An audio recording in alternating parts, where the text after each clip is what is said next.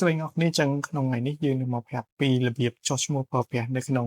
vboard.az ចឹងជាដំបូងពេលយើងចូលមកកាន់ website www.vboard.az ហើយគឺយើងអាចនឹងឃើញកន្លែង sign in នេះចឹងកន្លែងហ្នឹងយើងចូលពាក្យ sign up វិញទៅពេលដែលយើងចូលកន្លែង sign up ហើយយើងអាចដាក់ username ឧទាហរណ៍ username គេយើងដាក់ demo 1មកហើយ email ដាក់ demo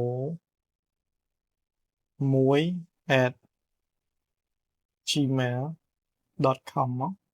ហើយ password ដាក់អីដែលខ្ញុំស្រួលចាំចឹងអ្នកនរគ្នាដាក់អីដែលអ្នកនរគ្នាស្រួលចាំទៅតមកទៀតខ្ញុំចុច sign up ចឹងគឺ account នេះគឺយើងបាន register ហើយចឹងវានឹង redirect មកកន្លែង sign in ចឹងនៅពេលដែលចូលមកដល់កន្លែង sign in យើងអាចដាក់បញ្ចូលនៅអ្វីដែលយើងបាន register មុនហ្នឹង demo 1គឺជា